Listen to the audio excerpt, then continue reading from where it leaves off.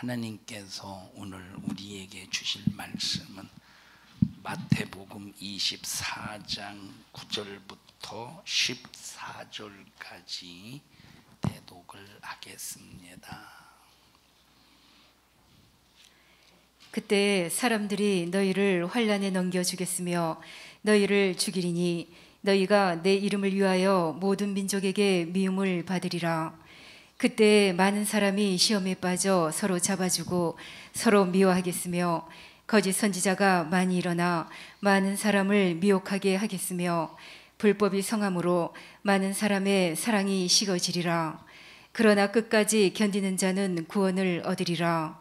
이 천국 복음이 모든 민족에게 증거되기 위하여 온 세상에 전파되리니 그제야 끝이 오리라. 아멘. 우리는 하나님을 하나님으로 예우할 수 있어야 됩니다. 하나님을 하나님으로 대우해 드려야 됩니다. 하나님을 하나님으로 예우하고 대우해 드리려면 이분의 말씀을 절대적으로 인정해야 된다. 이분의 말씀을 절대적으로. 하나님의 말씀은 절대 상황윤리가 아닙니다. 상황에 따라서 말씀이 변하는 것이 아니라 어떤 상황에 놓여 있든지 이 말씀은 요지부동의 말씀입니다. 절대 변질될 수 없는 말씀.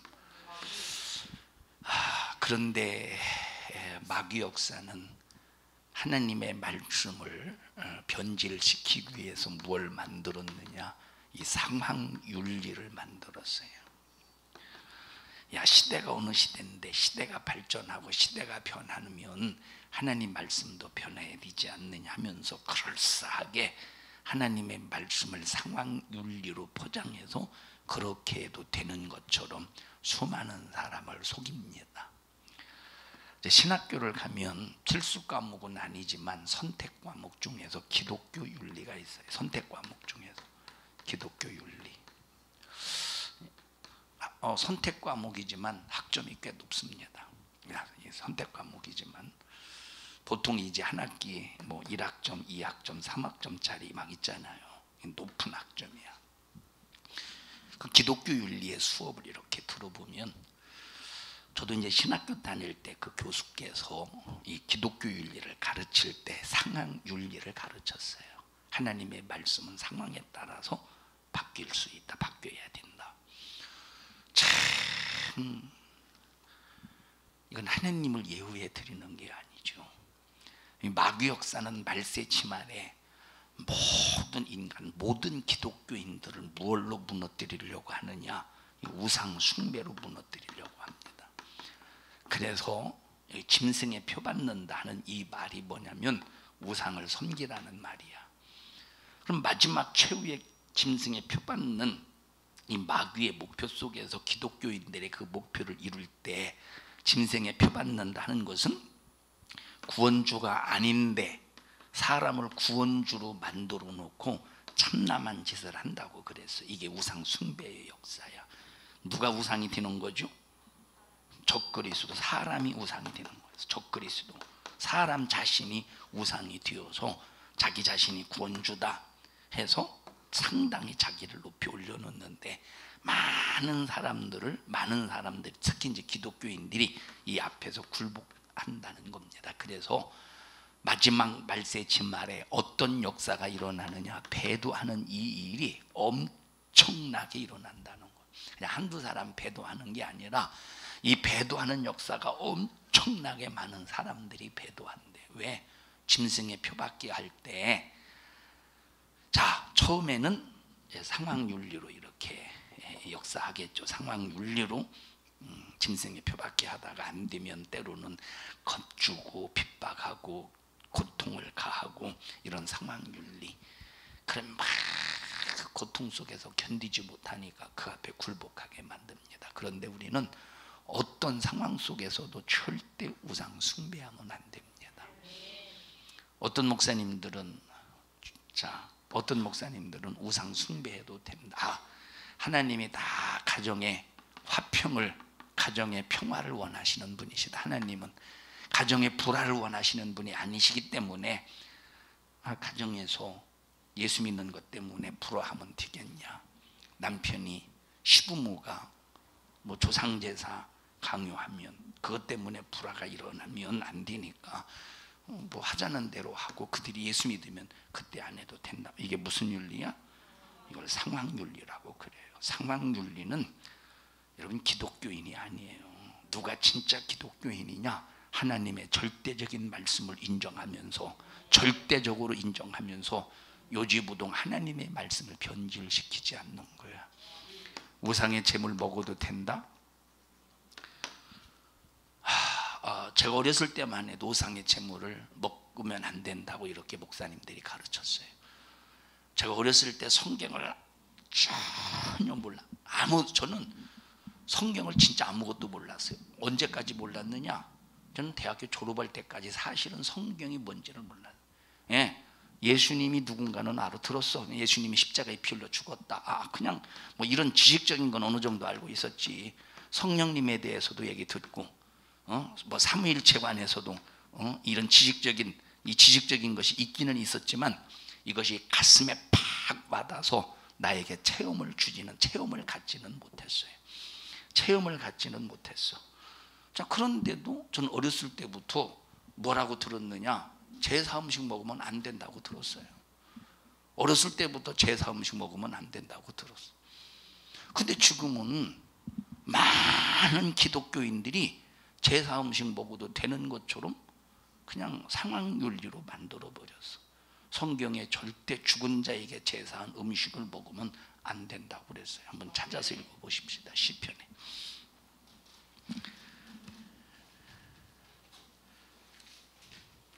(106편인가) 시편 106편 보십시다.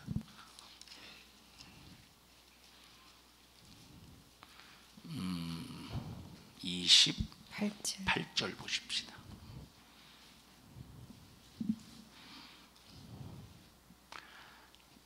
시편 106편 28편 시작. 저희가 또 바알볼과 연합하여 죽은 자에게 제사한 음식을 먹어서 그 행위로 주를 경록케 함을 인하여 재앙이 그 중에 유행하였도다. 여기 보십시다. 죽은 자에게 제사한 음식을 우상의 제물이라고 말해요. 우상에게 바쳐진 제물, 우상에게 바쳐진 제물, 죽은 자에게 제사한 음식을 먹어서 그들 중에 뭐가 유행했대? 재앙이 유행했대. 그러면 이 말을 바꿔 말하면 죽은 자에게 바쳐진 음식을 먹으면 뭐가 임한다는 겁니까? 재앙이 임한다는 거예요.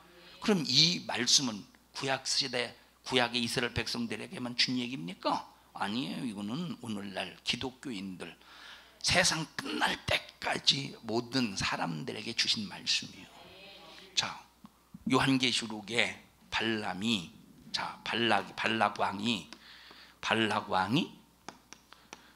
모압의 발락왕이 현여봐, 발락왕이 어느 나라 왕이야? 모압왕. 자, 모압왕 발락왕이 발람이라는 거짓 선지자가 있어요.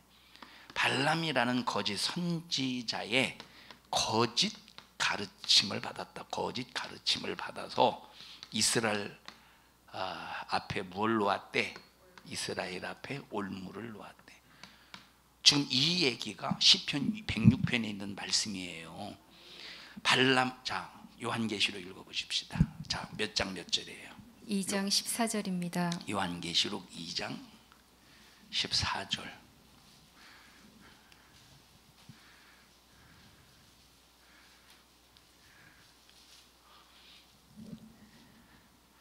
시작.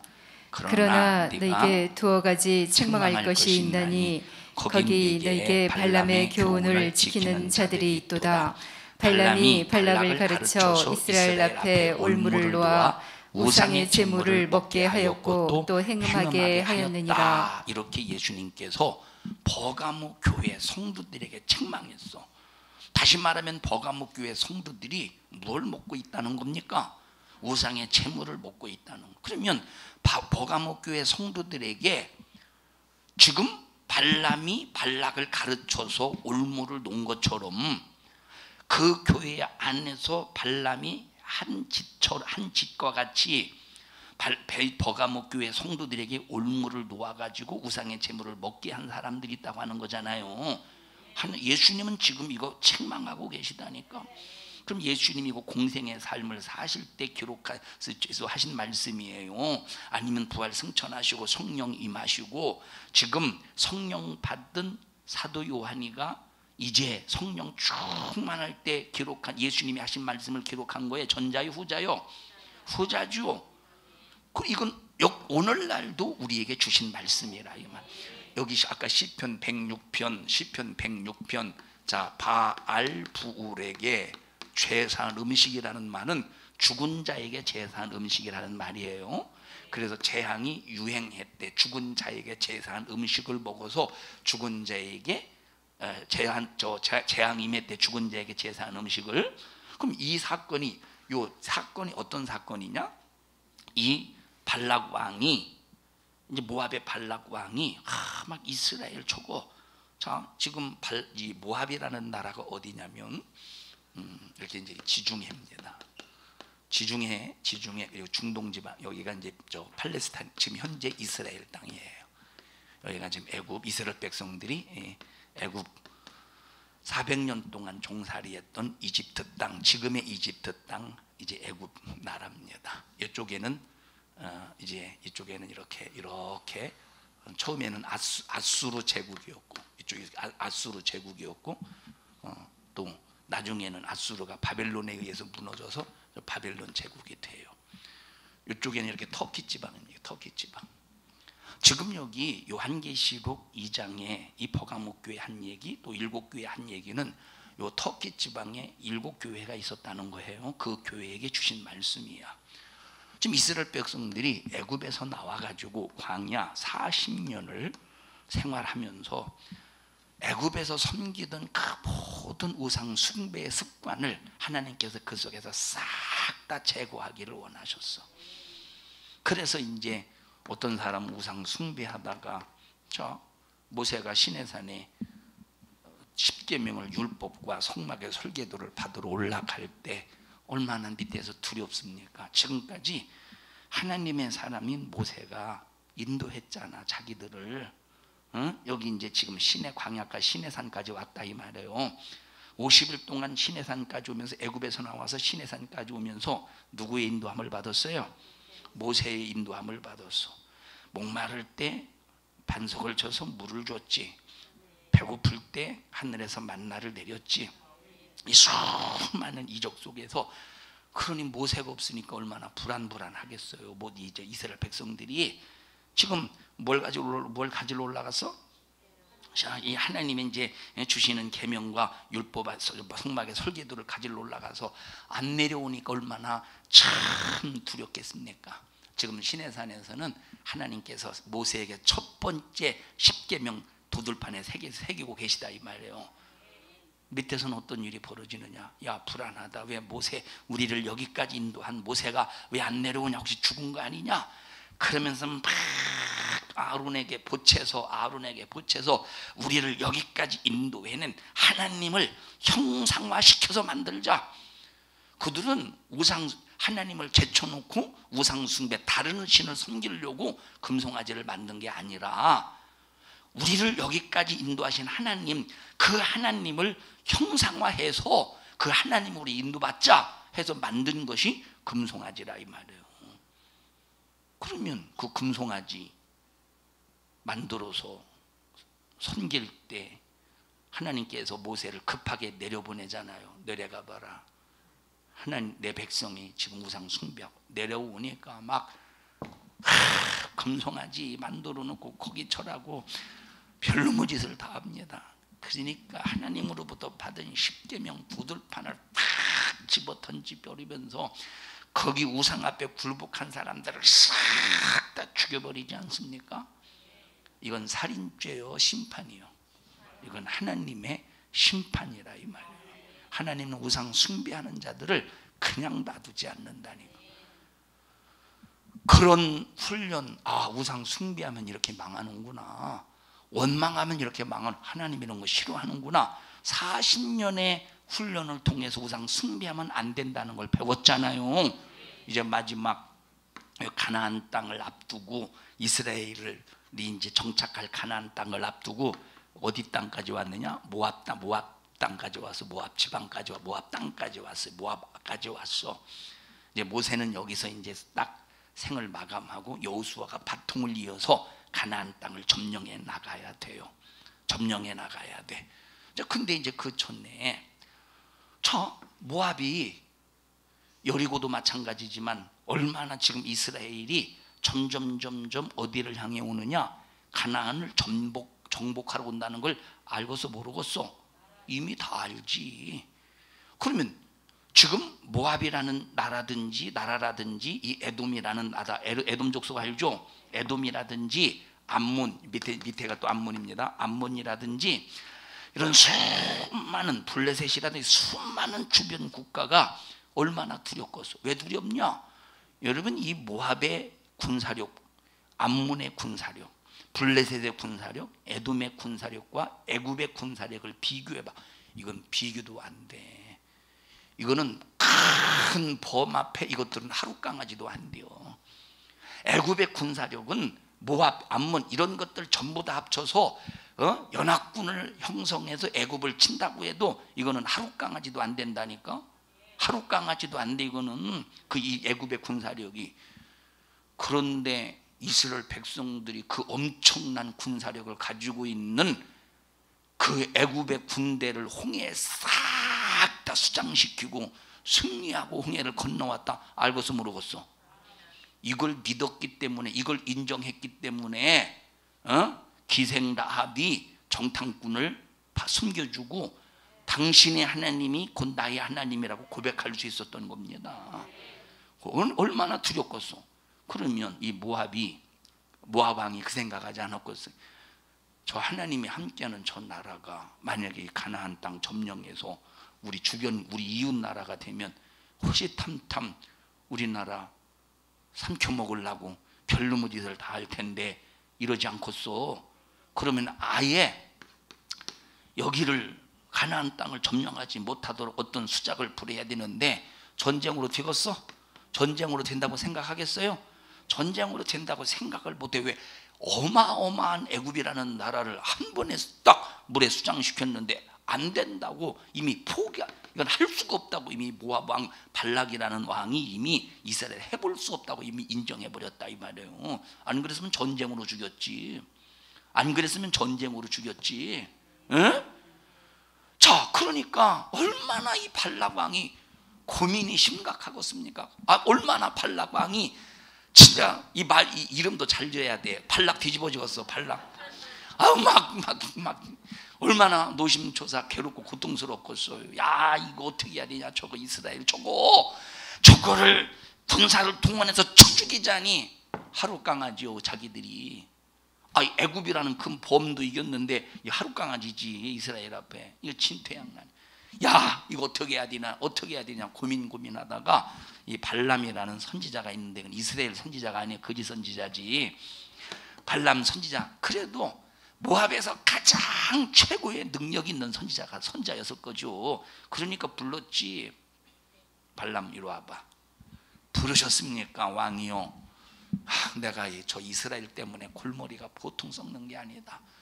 저게 만약에 가나안 땅 다 몰아내고 가나안 원주민 싹 다 몰아내고 점령해봐.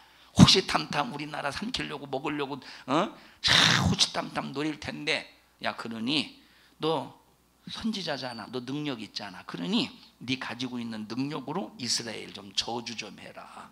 좀 저주 좀 해. 그러면 너의 저주가 임하지 않겠어? 여러분, 하나님의 사람을 거짓 선지자들이 저주한다고 저주가 임하겠어? 응? 옛날에 무당이 하는 짓 있죠. 무당들이 하는 짓 뭐냐? 내가 예를 들어 지영이가 꼴보기 싫어. 그래서 지영이 닮은 인형을 하나 만들어 놓고 밤마다 바늘로 푹푹 찔러. 인연 팔이 나파라. 푹! 푹! 이거 무당이 하는 짓이죠. 아마 발람도 아마 그렇게 했었나? 뭐 그 능력 있으니까 그렇게 인정을 했겠죠, 발람왕. 그러나 이건 악한 영의 소행이죠. 응? 자, 그러니까 발람이 알았다고, 걱정하지 마시라고. 그래서 자, 이 지금 모압 평지에 있어요. 지금 이스라엘 백성들이 모압 평지. 자, 모압 평지를, 이스라엘 백성들이 있는 모압 평지를 바라보면서 저주하려고 했더니 그 뭐 지들이 저주해봤자 저주가 임하겠어요. 하나님이 함께 하시는 사람. 어? 그러니까 나와 여러분들은 어느 누가 나를 시기 질투 속에서 저주한다고 할지라도 저주가 임하지 않을 만큼 하나님의 자녀의 권세가 있어야 되는 거예요. 오히려 저주하는 그 자가 그 저주가 자기에게로 돌아갈 수 있을 만큼 큰 권세 있는 사람이 되어야 해요. 근데 이 발람 왕이 저주하려고 하니 하나님이 그 입을 틀어막고 그 입에서 저주가 나오게 하지 않고 뭐가 나오게 했습니까? 축복이 나오게 하는 거야. 그걸 몇 번 시도해도 계속 하나님은 그 입을 축복으로 바꿨어. 발락 왕이 야 이놈아! 아이 저주 좀 하라니까 너 뭐 하는 짓이요?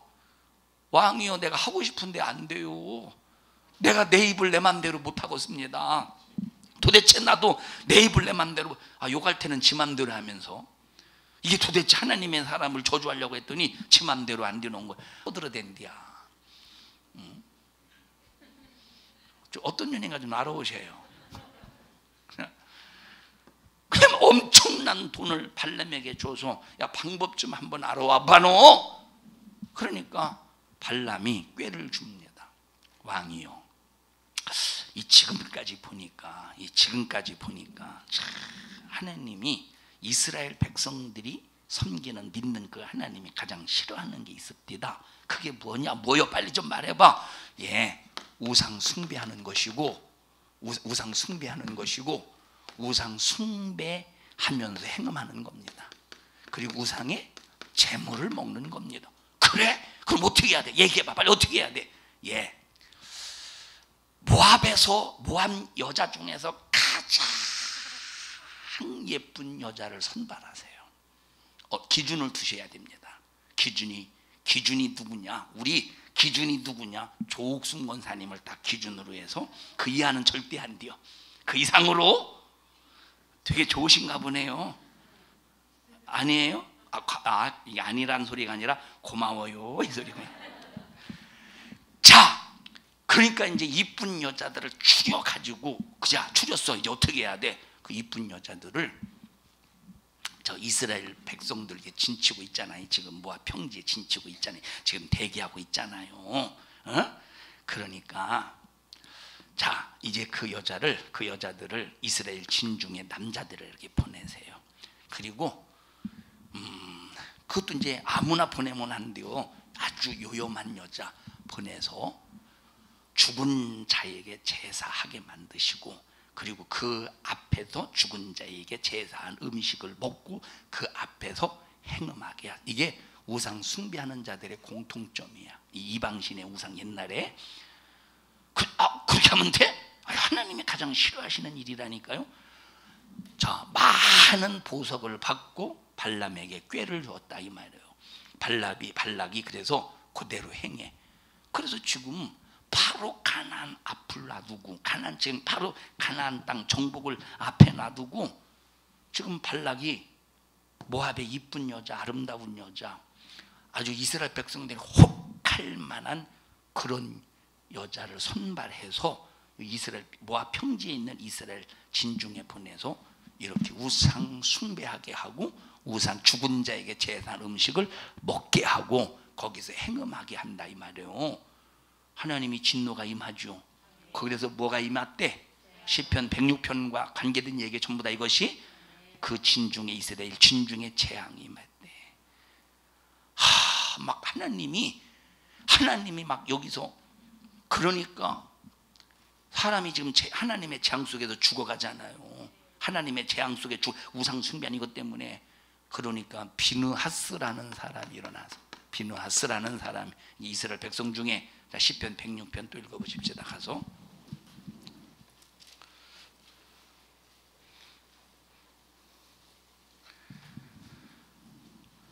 29절부터 보십시다. 아니 28절부터 다시 보십시다.